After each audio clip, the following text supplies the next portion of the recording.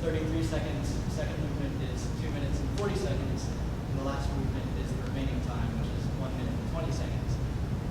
Cage determined this randomly by, usually his method was to pick numbers out of the phone book, and these times were determined randomly, and the proportions of each time to 4 minutes and 33 seconds were also randomly determined.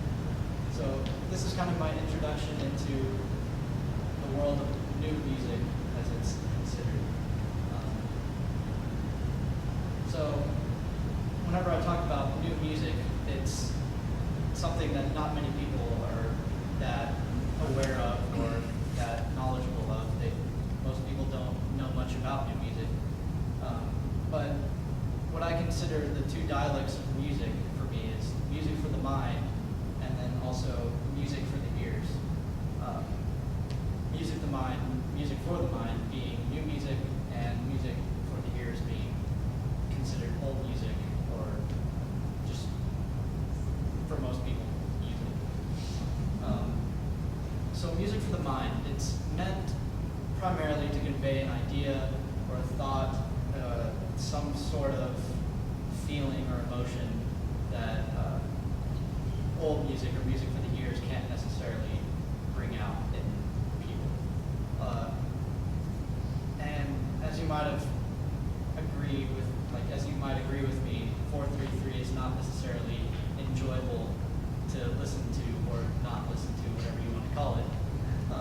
So music for the mind is not necessarily always enjoyable for the listener. It's not meant to be listened to and enjoyed, but it's meant to convey an idea.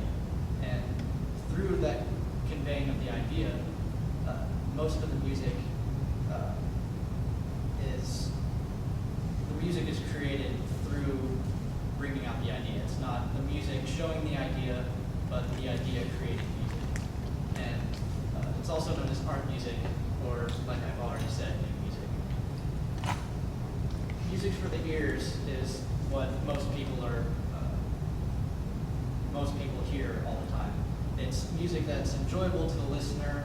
They enjoy to hear it on the radio. They listen to it in their cars, in their iPods, etc.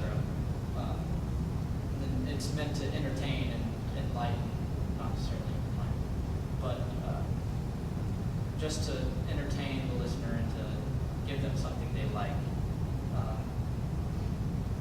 It's mostly made up of things you would hear on the radio: classical, pop, rap, hip hop, anything that necessarily has a genre and environment. Popular music is mostly meant to, it's created for an audience to enjoy.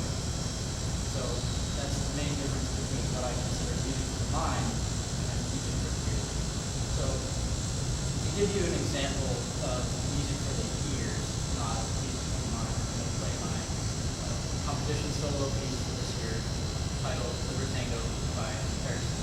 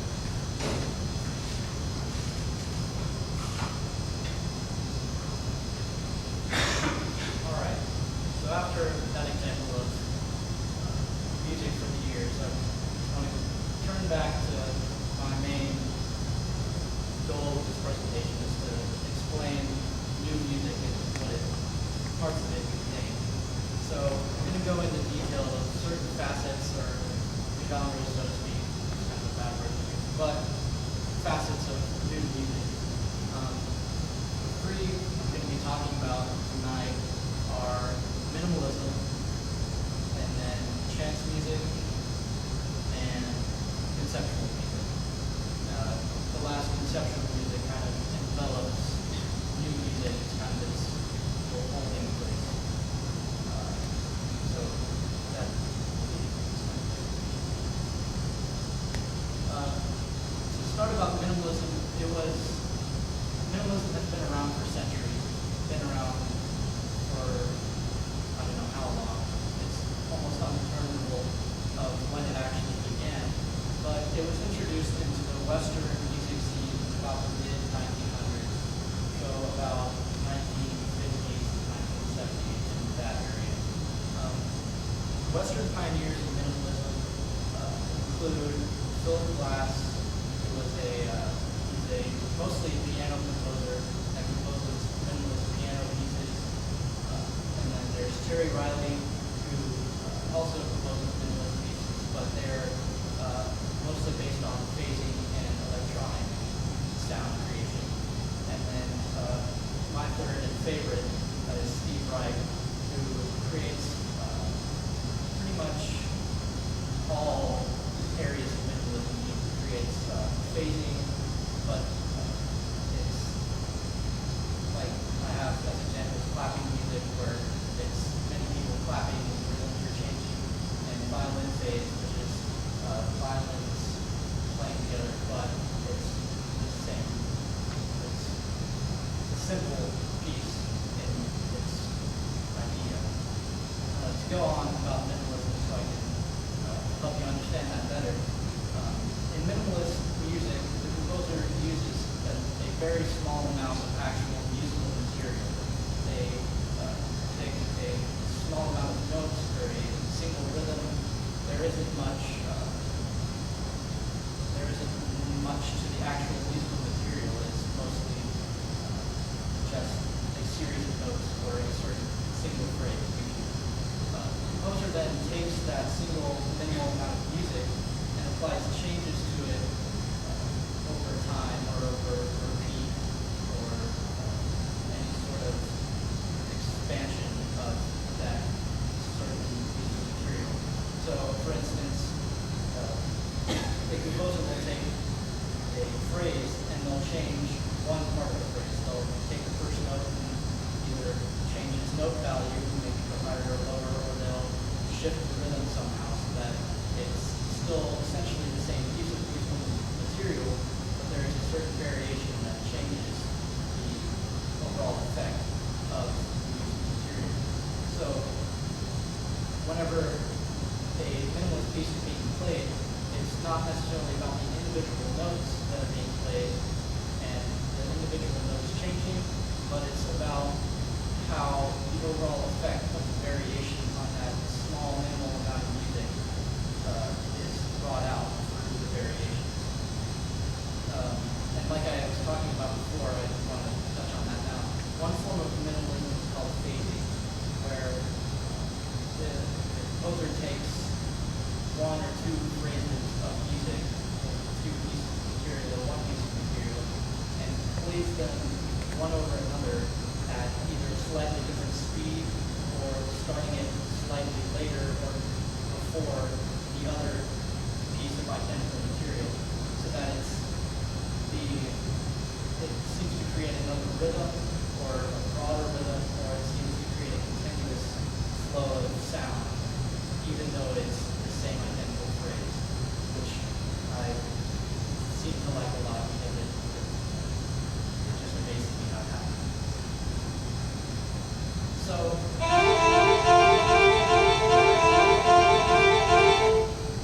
before I start that, I want to, during this year, since about the beginning of the second semester, I decided that I would compose a minimalist piece for myself with a certain idea behind it.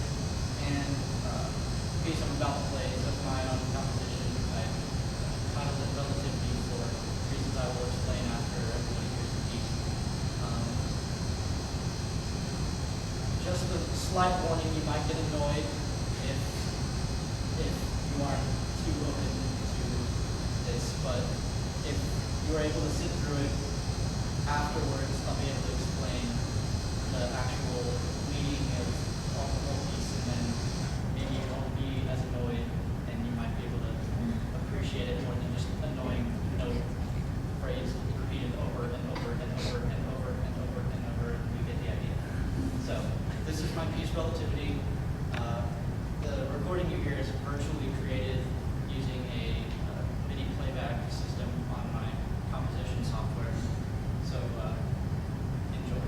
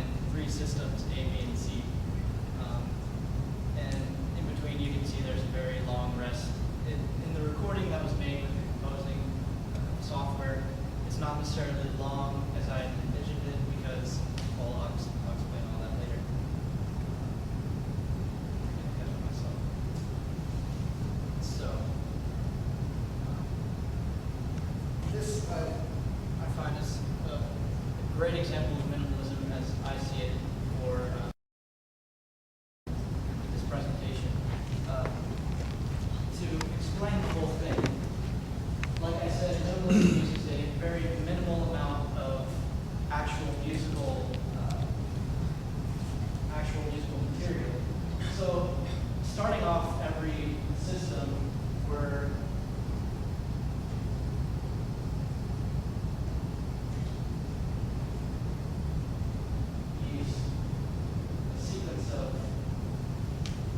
really 4 notes that begin the whole thing.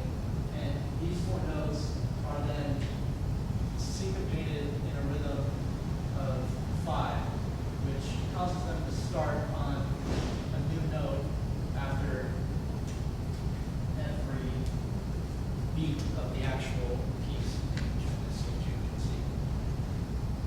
So every single system is based on this same base, the same foundation of musical material.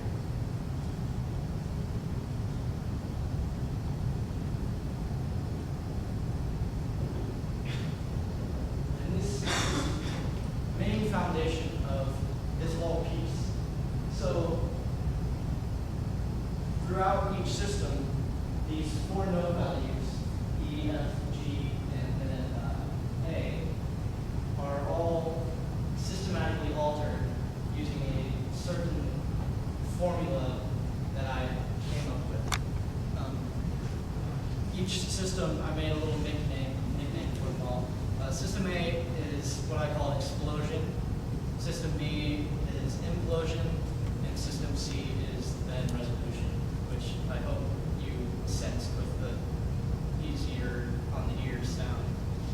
So going into System A, these 4 notes, using the formula I created, which isn't really that complex or anything, it is minimalism. They're exploded away from this foundation of the pattern. So the lowest note is brought down a step every time it is brought down, and the highest note is brought up each time. And then the inner notes are brought up and down like this.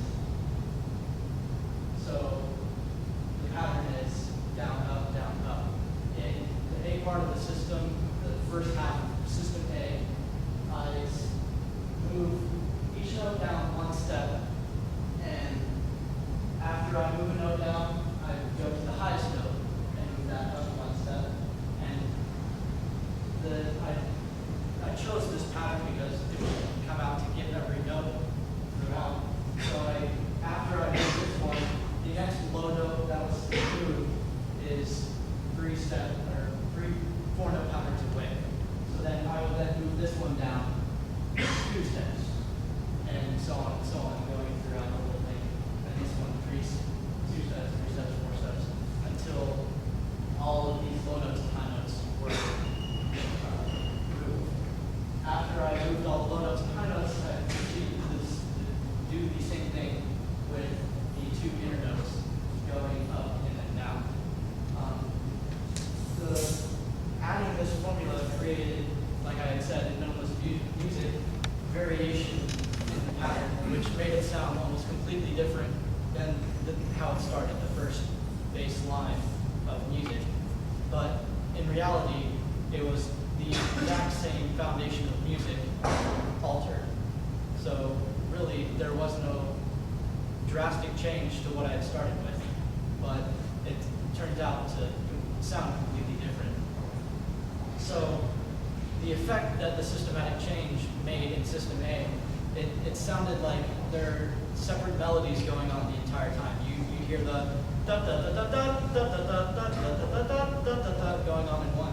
But really that was just created using this formula of systematic change on the bass foundation. And if you had listened to different parts, not just the high notes, also the low notes or the middle notes and how they all combine, you'll notice that the melodies combine in ways that couldn't really be created in that couldn't be created consciously creating music. It seems like it's almost a past human composition, like it's beyond our mind to actually compose something that is that intricate and unique. So whenever you change where you're listening in the actual pattern, the melodies also change. So that's where the title came as relativity, is wherever you start listening, the melodies change relative to where you're actually paying attention in the actual phrase of music that keeps repeating. So after System A, there was a rest, and you all thought it was the end, but it wasn't. And that went on to System B, which is implosion. In System B, I decided to just reverse the directions that I turned the notes, or changed the note values. So it was pretty much the exact opposite of System A. That caused an effect that made it seem that the notes were imploding back onto the form, like the foundation of the original musical matter, I guess. And it seems that it kind of imploded back on itself, and you hear certain notes being repeated at the beginning. You hear da-da, da-da, da-da, da-da, and that was just the systematic moving of this note from the bass foundation right here. So you get a repetition of the actual notes. So whenever these notes would repeat and come in and fold in on itself, it would create certain rhythms that you hear with your ear, because the repetition of the same note makes it seem longer, so it adds a certain rhythm to the gist of the piece. So like in System A, certain melodies and separate melodies were created. In System B, separate rhythms were created by the single repetition of notes back to back. These unique rhythms that were created seem to merge together like the melodies merged in System A to create polyrhythms, which are one or two or more rhythms that come together on themselves to seem to create a whole other rhythm. So as the note passed, like as you would hear also, as the note values pass the original boundary of E and A, then melodies would start to create, kind of like how it would implode on itself, but then it would go past itself and create melodies also. But the melodies aren't as intricate as they are in System A, and they're not the same as they are in System A. And then System C, I named resolution. I used the same formula as, or this same note choice formula. So I still choose this note, and then third note away, and then third note away, and all that.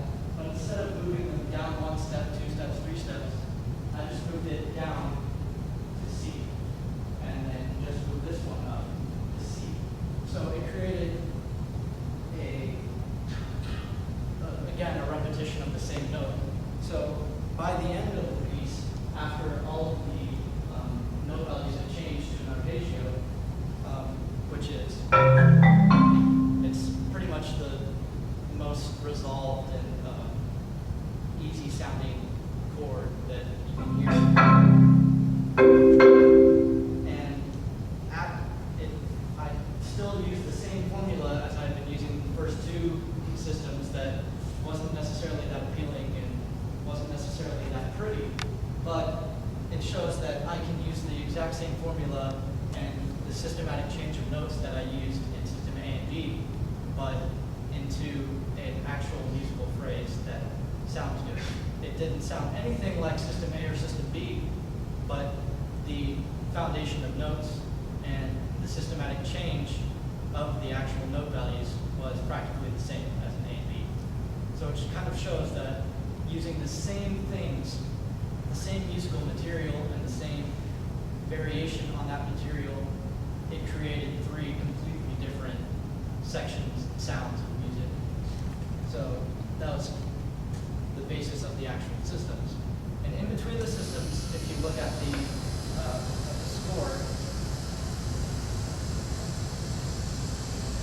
there's a very long rest.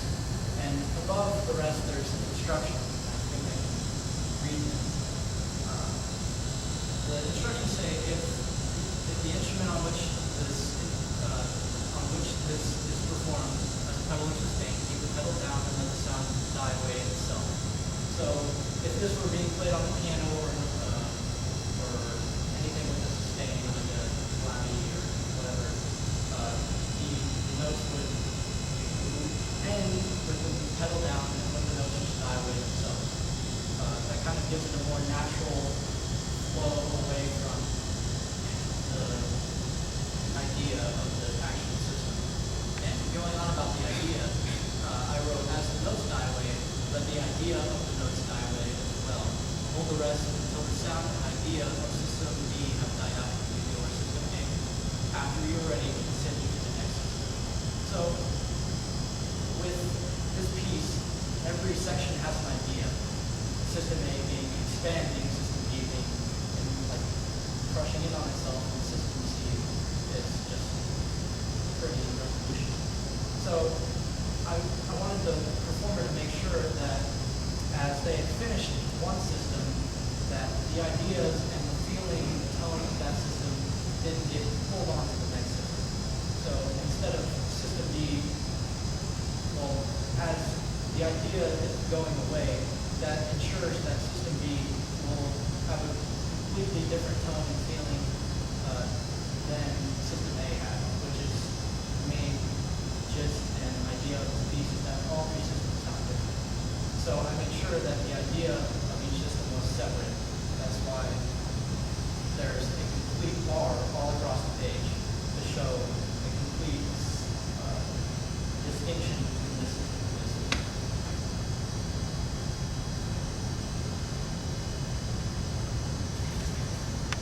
So that's my main gist of minimalism.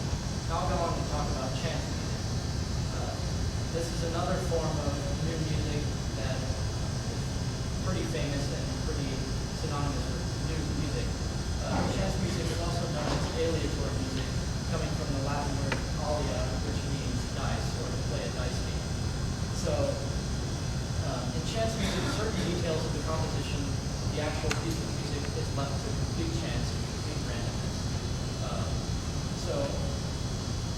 Another way to create chance music is to leave parts of the composition, like instructions or notes, very vague to the actual performer. They're vague on the page. Examples would be play this for about 5 minutes, or improv for three measures, or take these 5 notes and play them in any order and rhythm as you want for this amount of time. That's kind of leaving it to chance. That makes it so that two performances of the same piece might not be different, or might not be the same at all. They might be completely different, and that's what the composer wants. They want to leave parts of the music to complete chance and randomness. So, John Cage, like I talked about earlier with 433, he's considered the Western pioneer of chance music. That's coming from many autobiographies and books about John Cage that I happen to come across. 433, like I said, is mostly, or is practically composed by chance. He rolled dice or looked in a phone book and said, okay, this is going to be 4 minutes and 33 seconds, and this movement is going to be this amount of time, and so on and so on. So he left a lot of his music to go by chance. He didn't necessarily want the music to be tied down on paper and beat. In chance music, the chance elements of the music can be determined in a number of ways. They can be determined by rolling dice, like John Cage did, or using phone numbers from a phone book, like John Cage also did.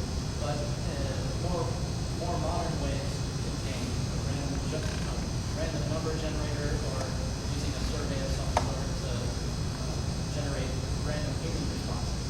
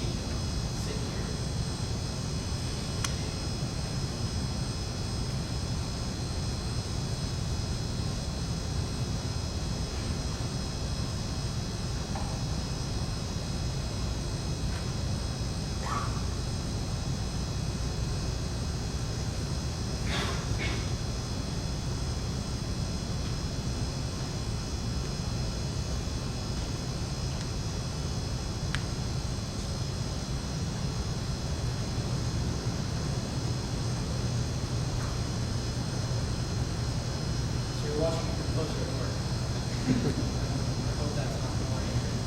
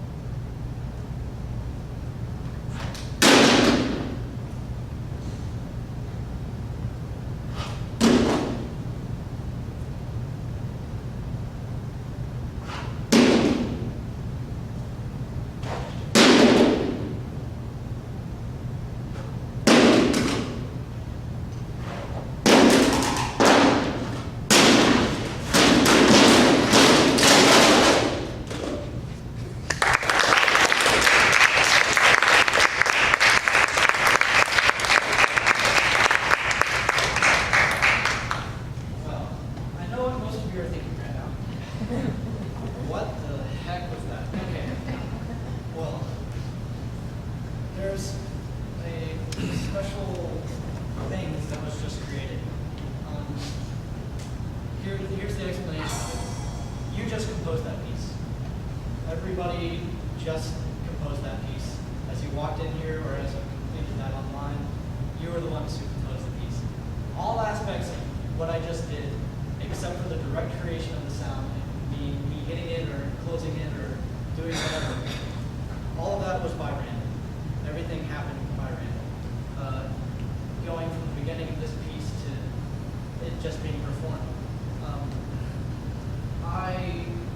Earlier in the year, I asked people to bring in any electronic junk they had, anything they were willing to bring me that they didn't need anymore or that was broken. And I accepted all of that. Decided to just keep it in my garage for a while until I could find an idea of what I would do with it. So I took all of the stuff I had collected and I found as much sound creating things as I could find out of them. So I went through everything that was donated to see if I could make a unique sound, if I could make a sound that distinguished it from all the other stuff. So as you might have noticed, the cell phone, which is number 7, thank you for all the people that chose number 7. That had a different sound than me hitting the computer monitor or closing the printer or striking the keyboard or slamming something down on the table. They all had a unique sound. So after I did that, I found about 21 actual sound making objects that I could use in the composition. So I decided to go to random.org, which is a website that creates random numbers based on atmospheric noise, which is very high-tech and very different than any other technology of random that has been made. Usually random number generators use a mathematical algorithm or something like that creates random numbers, but they aren't completely utterly random. They're still based on a certain formula or a group number that the company uses. So random.org is a true random number because there's no way to determine atmospheric noise in any way. So I used random.org and I told it to choose a number between 1 and 21. That's how many things I want to use in this competition. So it gave me 13. I'm glad it wasn't 22 because that would have been hectic. And then I decided I wanted this piece to be between 1 and 10 minutes. So I decided to have it choose a number between 0 and 10, or 0 and 9 actually, that would give me about 10 minutes. So doing that, I got a number of 5, so the piece was going to be 5 minutes. I couldn't really use any randomness on the seconds, determining how many seconds would be in each minute, because, well, there's 60 seconds in a minute, that can't be changed. Well, it could be changed, but for the sake of simplicity, it wasn't, thank goodness. And then, after I compiled those 3 parameters, which I would use, I put it into a form online next to Google, and that was what you completed. You chose randomly, which human choice is usually almost random, because I didn't tell you what number to choose. I didn't say, hey, you should choose 7, even though a lot of people did. And you chose the random numbers, and they were all compiled into a list. I'm going to go ahead and show you the list I used. This is what the list that I got looked like. Oh, yes, no, I'm sorry. This is what the list looked like. Everybody's responses got to this list, and they got to this list, and I sorted it by time. So I sorted it from lowest minutes to highest minutes, and then low seconds to highest seconds. So I had this sort of timeline of the things I would make sound with. So some people weren't able to make it here, but I would still ask them to join the survey so that I would have more material to actually perform. So the side you can see your actual response and how I used it to play this piece.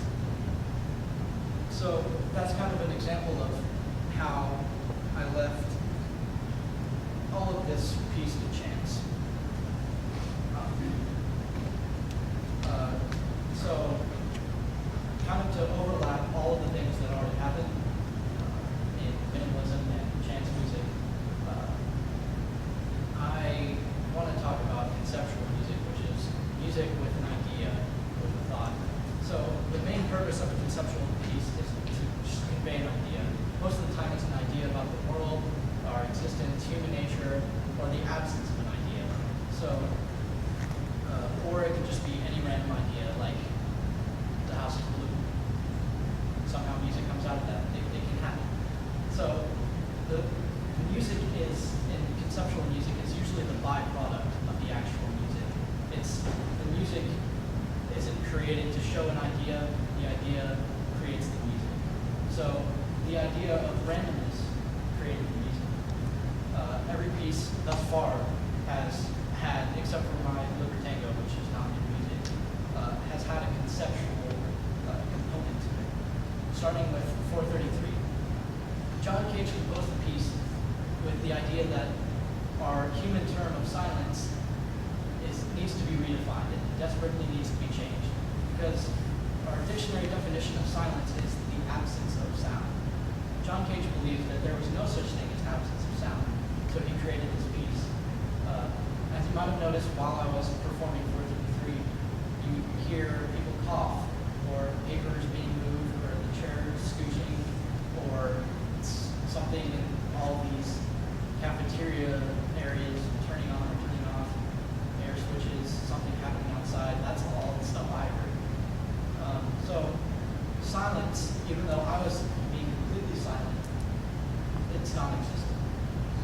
Cage believed that silence was the absence of acknowledgement of sound.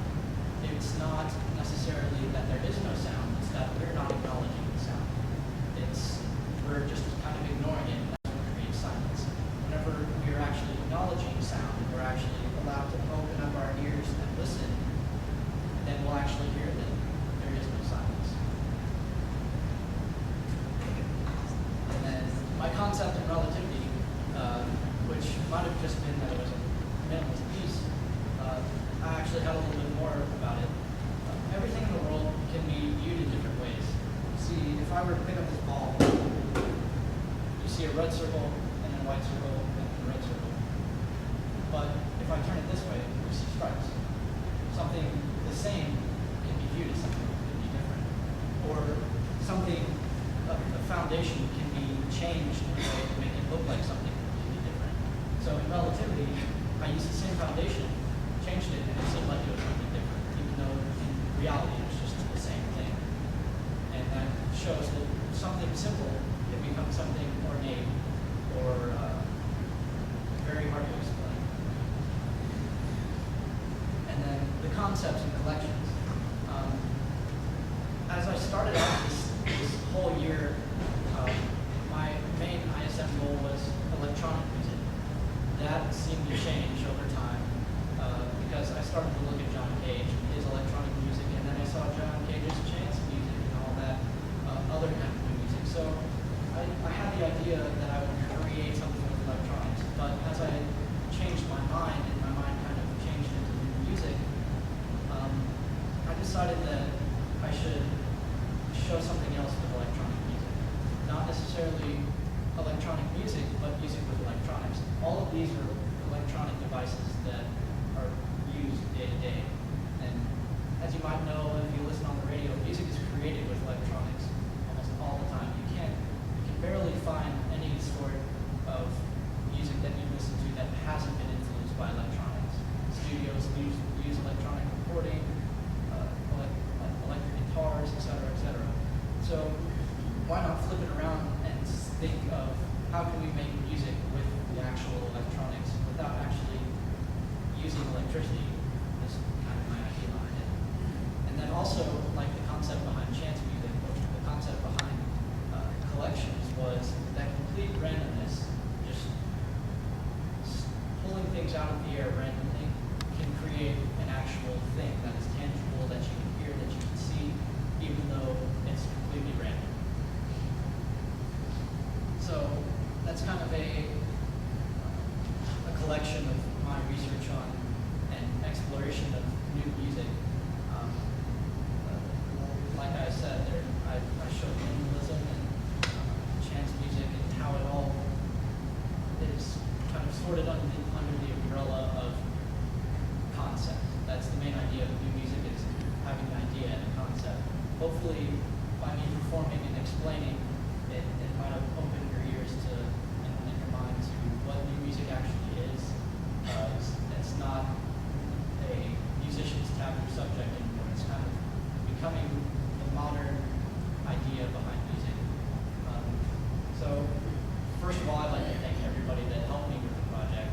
I'd like to thank my mentor, if I can bring him up really quick. The mentor, Jude Traxler, right there. He's give him a round.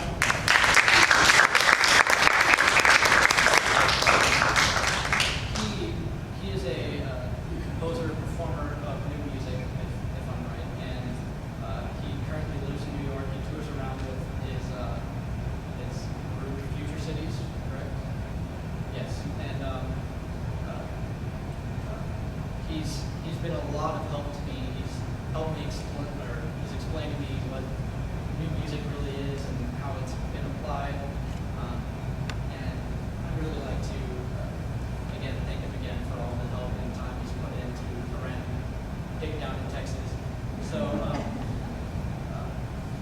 after this is all done, I've performed my last piece. Hopefully we'll be able to have a little question and answer. If you'd like to talk with Jude and ask him anything about what he does or anything like that, you can come up to the computer and talk to him.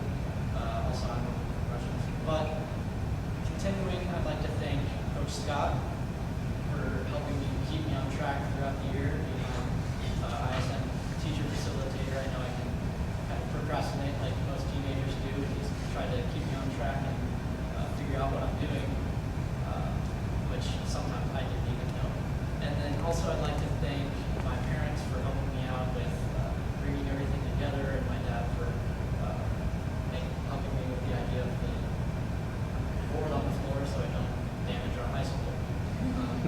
And also I'd just like to thank anybody who donated electronics for collections or anything like that. I'd like to thank all of you for coming, and I'll go ahead and perform my last piece, which Jude helped me discover, because he performed it once and I saw it on YouTube. So I said to myself, I have to perform that. Let me turn on the volume on Jude for a second.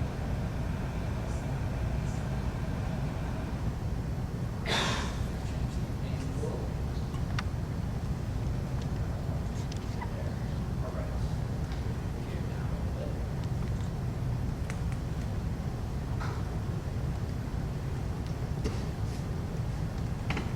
This is going to be Balls.